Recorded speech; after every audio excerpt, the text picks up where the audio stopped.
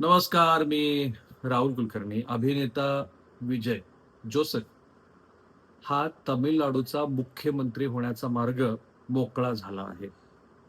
विजयनं आपल्या पक्षासाठी जे काही 5-10 आमदारांचं बळ बाकी होतं, ते एकत्रित केलं आणि ते बळ एकत्रित करून आज सलग तिसऱ्यांदा जे मराठी भाषिक आहेत, तसे मूळचे गोव्याचे आहेत, संघाचे स्वयंसेवक आहेत आणि गोवा विधानसभेचे माजी अध्यक्ष आहेत, श्री आर्लेकर यांची भेट घेतली आणि आता असं दिसतं आहे, की थलपती विजय, की जो अभिनेता आहे, तो आता नेता अर्थातच सीएम बनण्याचा मार्ग पूर्णपणे वेगळा झाला आहे. भारतीय राजकारणामध्ये हे काही दिवस हे अतिशय महत्वाचे, कदाचित निर्णायकी ठरू शकतात. जर विजयसारखा सर्वसामान्य, जसा राजकारणाशी फार संबंध नाही, असा व्यक्ती विश्वासार्ह असं एक ऑप्शन, एक पर्याय हा जर जनतेसमोर देत असेल, तर हा पर्याय महाराष्ट्रासारख्या राज्यामध्ये कुणी जर दिला, तर लोक स्वीकारतील का? असं म्हणून याच्याकडे पाहिलं जाईल.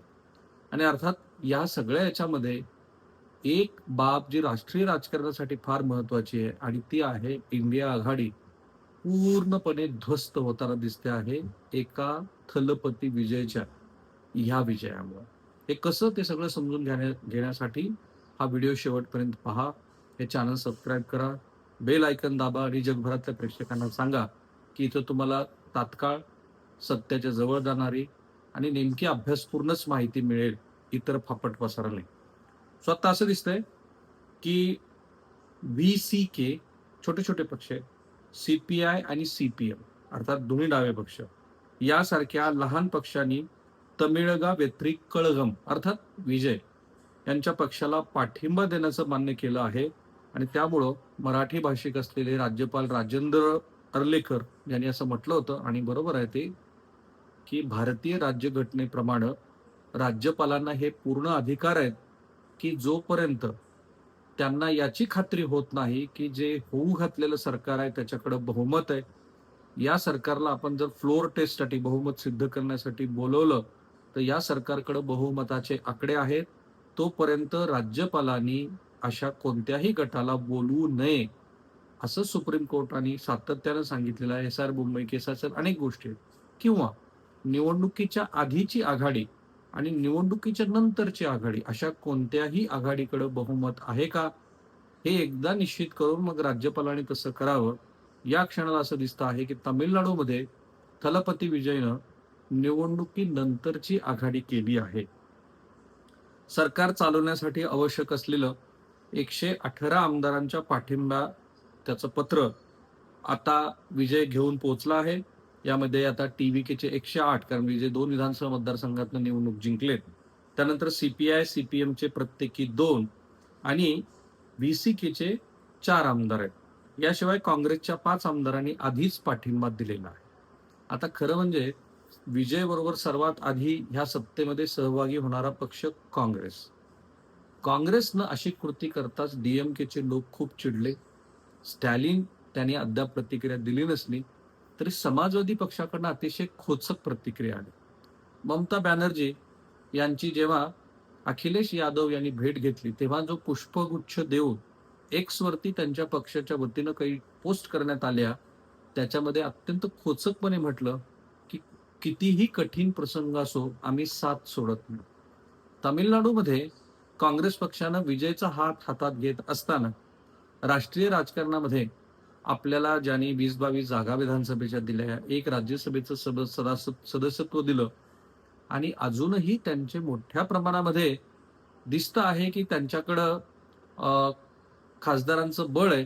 असं असून सुद्धा त्या खासदारांच्या बळाचा फारसा विचार न करता काँग्रेसनं ज्या वेळेला डीएमकेची साथ सोडली, त्यावेळेला काँग्रेसच्या विरोधामध्ये राग असणं साहजिक आहे. पण त्याच्या आधी डीएमके आणि एआयडीएमके यांच्यात युती होणार असल्याच्या बातम्या आल्यानंतर नेहमीप्रमाणे आणि हल्ली महाराष्ट्रात पण ते होतं, या अशा पद्धतीच्या जनभावनेच्या विरोधातल्या युतीच्या विरोधात टीव्हीकेच्या म्हणजेच विजयच्या पक्षाच्या कार्यकर्त्यांनी लोकभवनासमोर म्हणजेच राज्यपालांच्या भवनासमोर आंदोलन केलं आणि आता असं दिसतं आहे की टीव्हीकेचे नेते सीटीआर निर्मल सीपीआय मुख्यालयातनं जेव्हा बाहेर पडले, त्यावेळेला या युतीवरती शिक्कामोर्तब झाला. आता ही युती कशी होणार आहे बघा.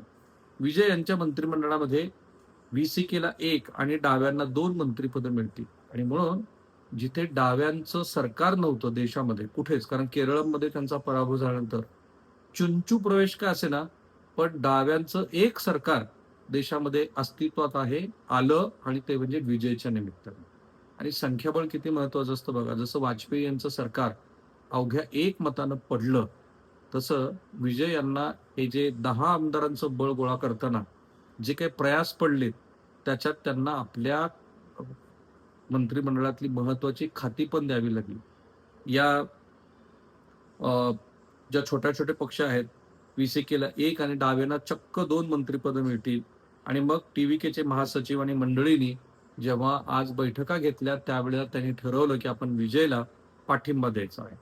इकडे इंटरेस्टिंग काय घडले, जिथे मी म्हणालो की लोकसभेमध्ये जे इंडिया आघाडीचं बळ आहे, सत्ताधारी एकवटले एक सत्ताधाऱ्यांच्या विरोधामध्ये नारी शक्ती वंदनच्या विधेयकाच्या वेळेला जी एकजूट त्यांनी दाखवली होती, त्याच्यात पुन्हा एकदा इंडिया आघाडी एकत्रित येताना दिसते, तिचं बळ वाढतंय असं वाटत होतं.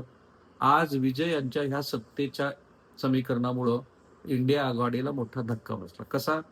तामिळनाडूमध्ये काँग्रेस सोबतची युती तुटल्यानंतर डीएमकेनं लोकसभेतील आपल्या खासदारांच्या आसन व्यवस्थेमध्ये बदल करण्याची मागणी केली आहे.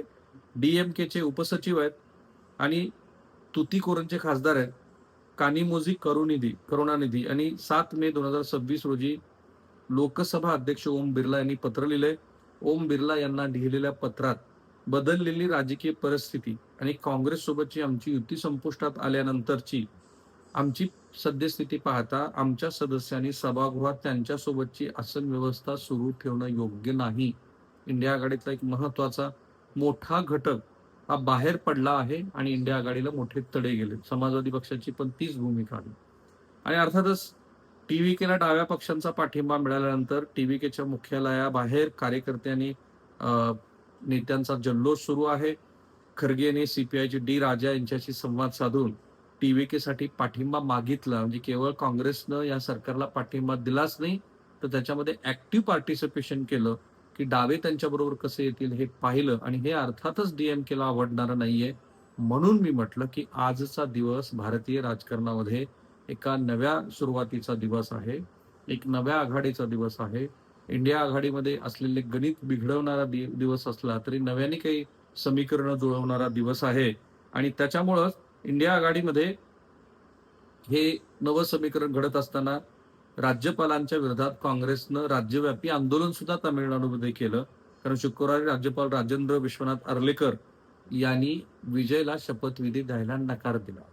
कायद्याप्रमाणे त्यांची कृती बरोबर होती, पण ज्या पद्धतीनं राज्यपाल हे सतत पक्षाचं हित डोळ्यासमोर ठेवून भूमिका घेतात, त्यामुळे कोणालाही वाटणं साहजिक आहे की ते आपल्याला नेमून दिलेली घटनेची जबाबदारी पार पाडत नाहीत, तर ते ज्या पक्षात पूर्वी होते त्याचंच हित सांभाळत राहा. म्हणून मी म्हटलं की अतिशय तटस्थ, सखोल, नेमकं असं विश्लेषण महाराष्ट्रासमोर करण्यासाठी आम्ही प्रयत्न करतोय. तर त्याला तुम्ही पाठिंबा द्या. हे चॅनल सबस्क्राईब करा. Thank you so much.